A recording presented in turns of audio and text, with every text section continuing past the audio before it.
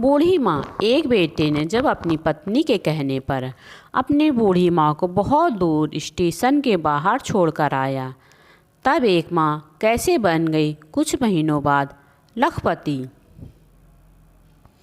Station के बाहर एक ऑटो वाला बैठा हुआ था। उसने देखा एक बूढ़ी औरत काफ़ी देर से एक जगह बैठी हुई है और वह बार बार अंदर की ओर देखे जा रही है। उस औरत को बैठे बैठे कई घंटे बीत चुके थे, लेकिन ना तो उसे कोई लेने आया और ना ही कोई उसके साथ था। ऑटो वाला जब फिर दोबारा ऑटो लेकर आया, तब उसने देखा कि वह बूढ़ी औरत अभी भी वहाँ पर बैठी हुई है और लगातार अपनी सूनी आँखों से स्टेशन के अंदर देखे जा रही है, मानो किसी का इंतज़ार कर रही हो। उस बुजुर्ग महिला को उस अवस्था में देखकर ऑटो वाले को उस पर तरस आ रहा था। औरत के पास जाकर कहता है, अम्मा जी कहाँ जाएंगी और आप यहाँ किसका इंतज़ार कर रही हैं? क्या कोई आपको लेने आ रहा है? ऑटो वाले की इस सवाल पर बूढ़ी औरत बोली, आकाश मेरा बेटा अभी अंदर गया है, पता नहीं उसे क्यों इतना समय लग गया, शायद आता ही होगा। तब बूढ़ी माँ ने पूछा ऑटो वाले से, बेटा तुम्हारा नाम क्या है? तब ऑटो वाले ने बताया, माँ जी मेरा नाम मनीष है। तब मनीष कहता है, अम्मा जी आपका बेटा जब आ जाए तब आप उसके साथ चली जाना। अगर आपको भूख लगी हो तो मैं आपके लिए कुछ खाना ले आऊं? वह बुजुर्ग औरत हाथ जोड़कर मुस्कुराती हुई बोली, नहीं बेटा तुम्हारा बहुत बहुत धन्यवाद, जो तुमने मुझे खाने के लिए तो पूछा तो सही, लेकिन तुम परेशान मत हो, मेरा बेटा किसी भी समय आता होगा और अगर उसे मैं यहाँ नहीं मिली तो वह परेशान हो जाएगा, इसलिए मैं यहाँ से कहीं नहीं जाना चाहती। मनीष समझ चुका था कि अब इस वृद्ध माता जी का बेटा कभी वापस नहीं आएगा।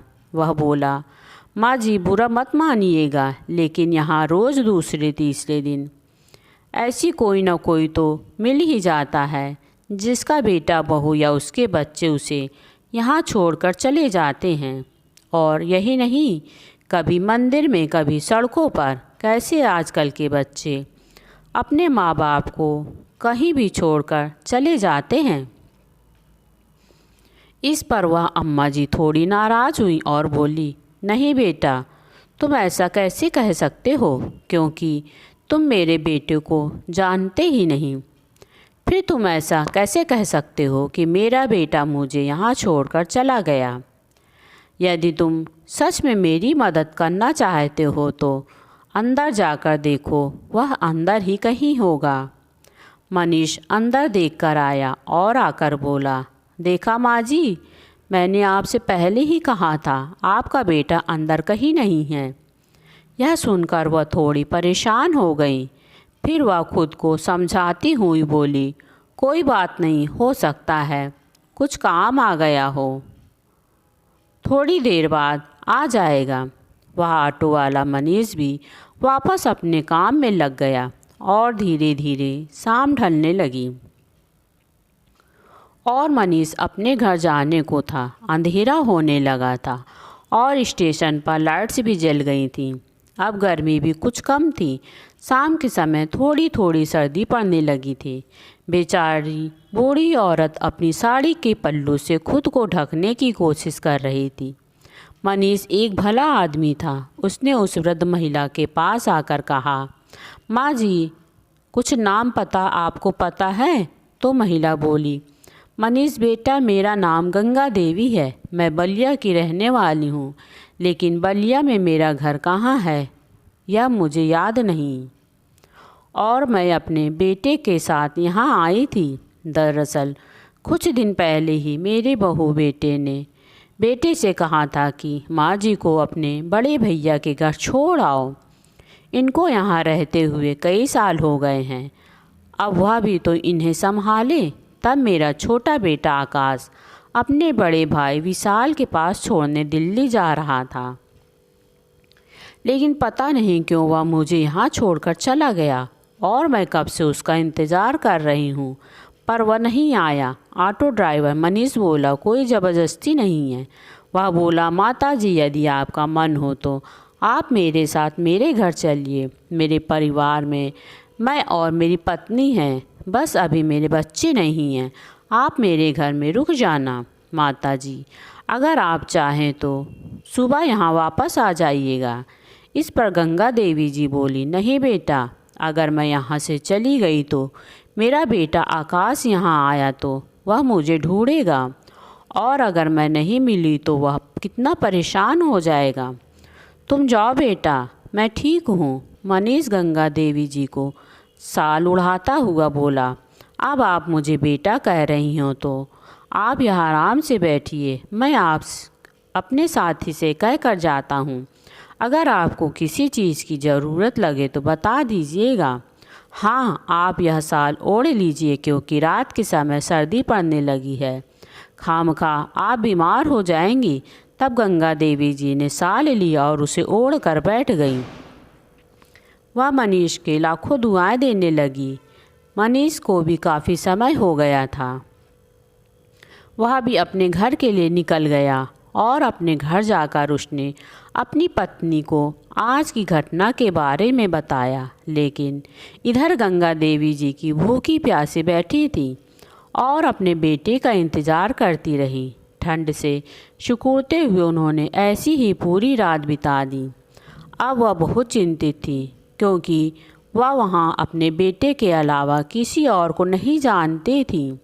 एक मनीष ही था जिसने आगे बढ़कर उनका मदद करना चाहा, लेकिन अब तो वह भी नहीं था। गंगा देवी जी पूरी रात ठंडे में ऐसी ही बैठी रहीं। अगली सुबह जब मनीष वापस ऑटो लेकर आया तो उसने देखा कि गंगा देवी जी अभी भी वहीं बैठी हुई हैं। मनीष ने आते ही सबसे पहले उनसे बात की और पूछा, अम्मा जी अभी तक आपका बेटा नहीं आया क्या?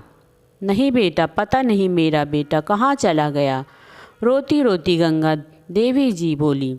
तब मनीष ने पानी पिलाकर शांत कराया और बोला, अम्मा जी मैंने कल आपसे नहीं कहा था, लेकिन मुझे कल ही शक हो गया था। आप माने या न माने, लेकिन आपका बेटा आपको यहाँ छोड़कर हमेशा के लिए चला गया और वह अब आपको लेने वापस कभी नहीं आएगा। यह सुनते ही गंगा देवी जी की आंसुओं की धारा बहने लगी।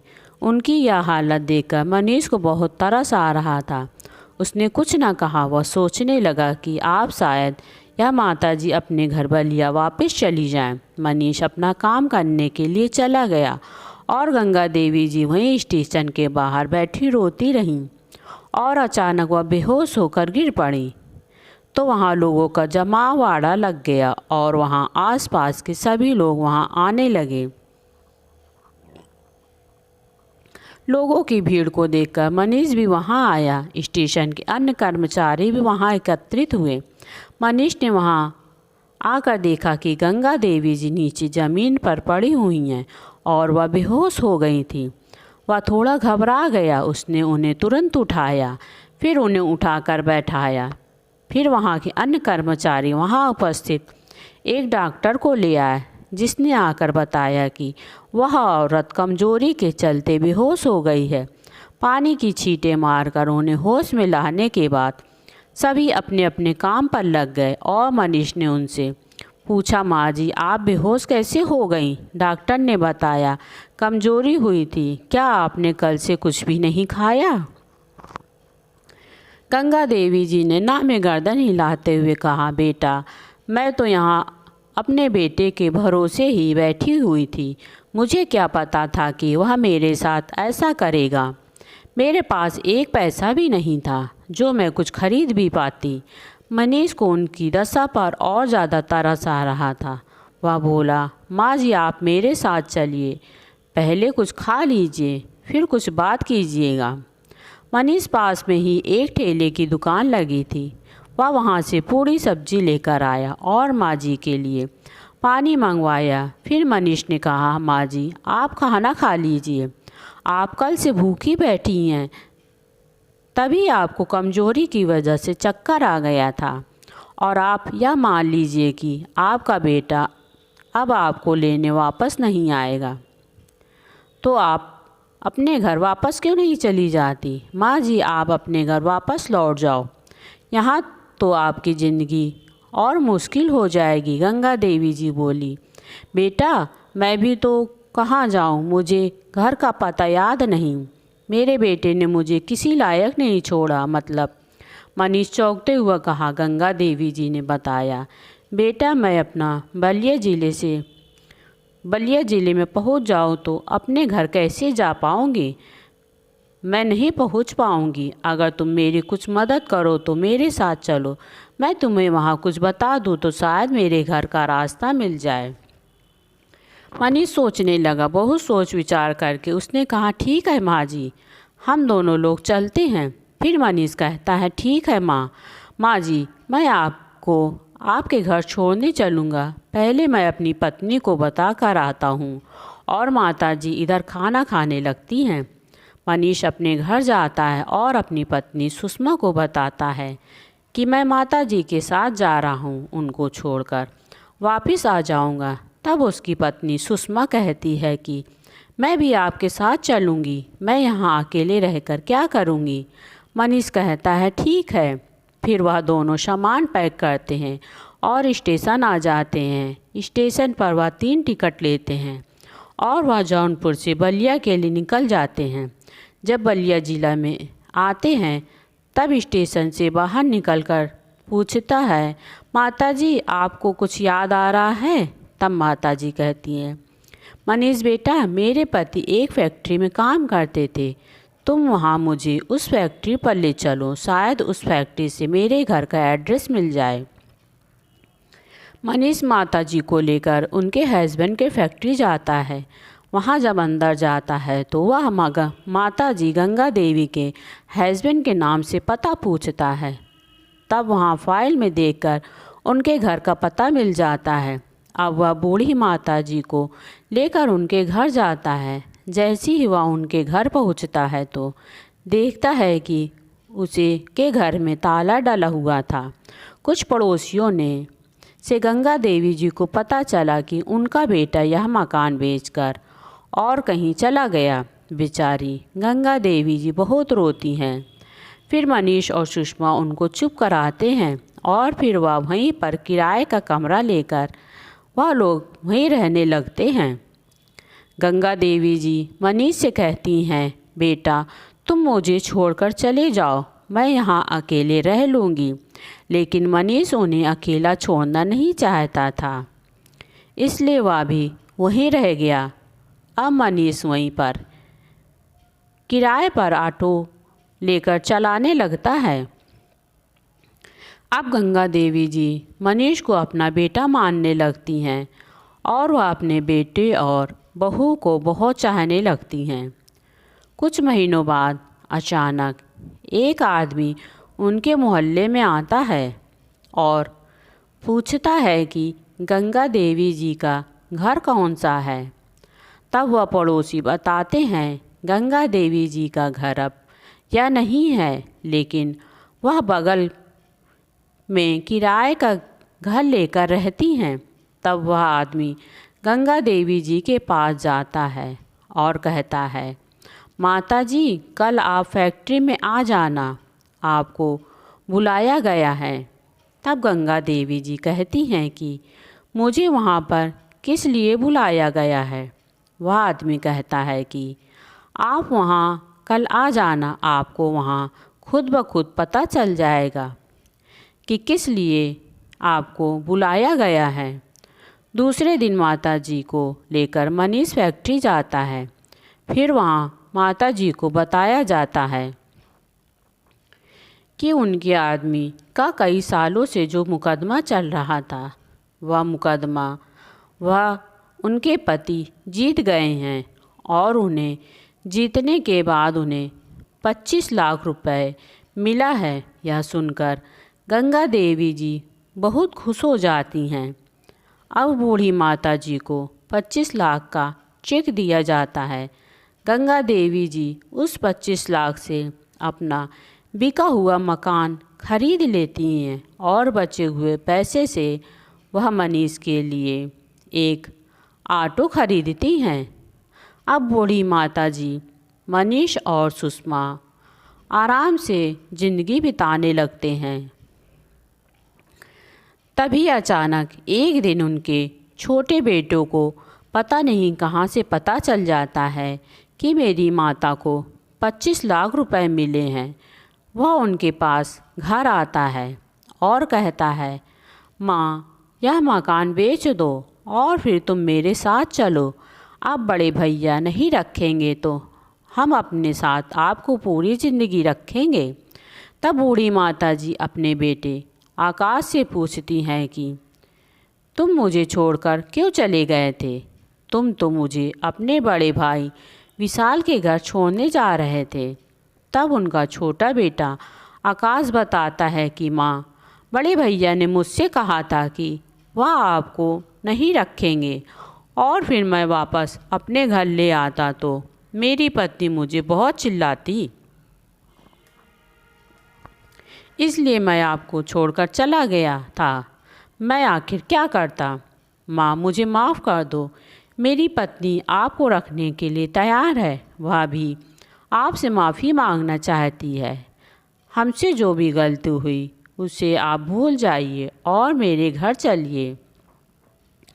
हम अब आपको आराम से रखेंगे। बूढ़ी माता जी अपने बेटे आकाश के साथ जाने के लिए बिल्कुल भी राज़ी नहीं होती हैं।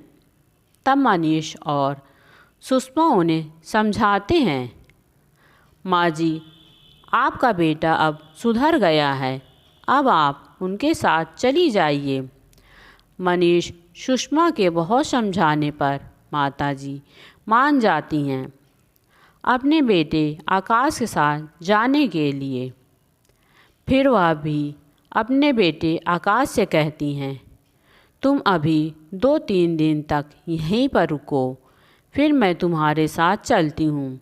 फिर आकाश कहता है, ठीक है माँ, मैं इसी 2-3 दिन में किसी मकान खरीदने वाले से बात करता हूँ जो यह मकान खरीद ले। फिर माताजी कहती हैं, नहीं, यह मकान मैं किसी को नहीं बेचूंगी।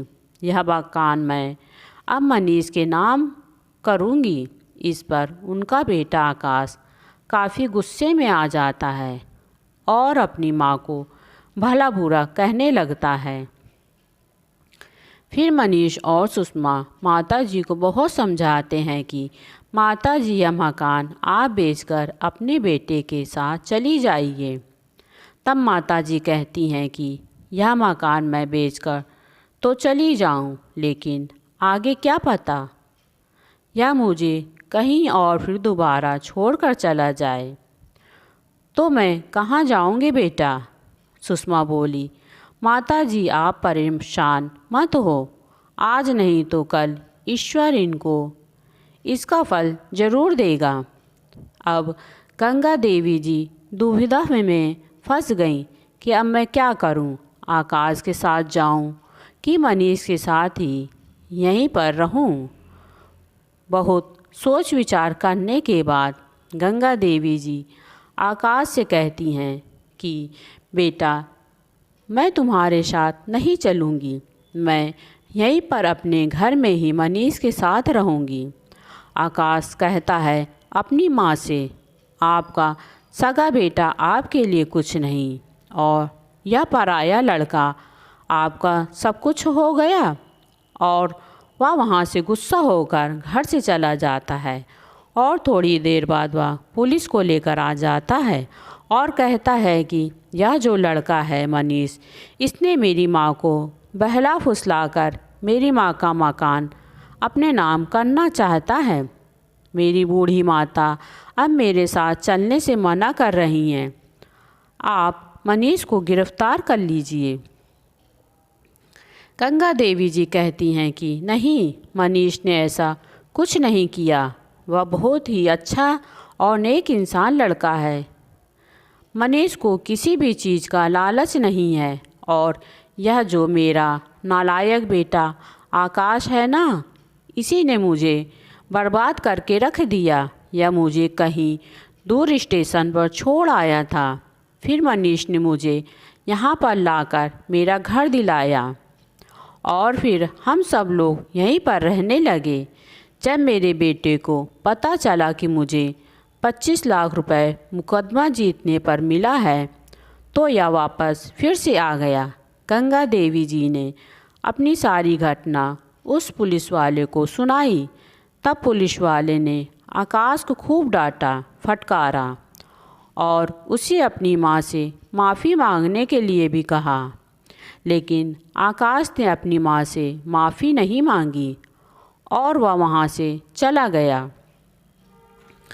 तब पुलिस वाले ने कहा, माँ जी, अगर आपका बेटा फिर से परेशान करे तो आप हमें बता देना, फिर हम इसके खिलाफ़ कोई कार्रवाई करेंगे। गंगा देवी जी बोली, ठीक है।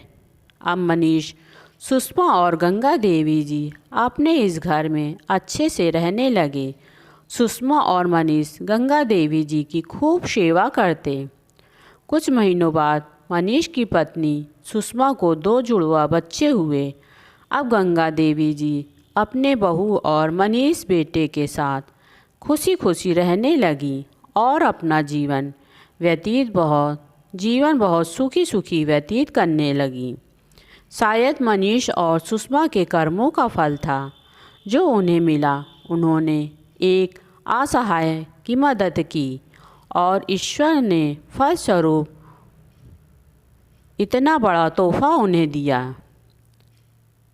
दोस्तों, यह ज़रूरी नहीं कि आपका अपना ही खून आपकी सेवा कर सकता है या आपका ख्याल रख सकता है। कई बार पराये रिश्ते भी इतने अपने हो जाते हैं जितना आपके अपने रिश्ते भी नहीं हो पाए। खून के रिश्ते होने से भी सब कुछ नहीं होता। इंसान के मन में जब तक एक दूसरे के लिए प्रति प्रेम भावना ना हो, स्वार्थी व्यक्ति किसी का सगा नहीं हो सकता, चाहे उसकी अपनी ही क्यों ना हो। दोस्तों, यह हमारी आज की कहानी आपको कैसी लगी, प्लीज़ हमें कमेंट में ज़रूर बताएं। अगर आपको यह कहानी अच्छी लगी हो तो प्लीज़ मेरे चैनल को लाइक करें, शेयर करें और सब्सक्राइब करें ताकि नई नई वीडियो की नोटिफिकेशन आपको मिलती रहे। कहानी सुनने के लिए आपका बहुत बहुत धन्यवाद।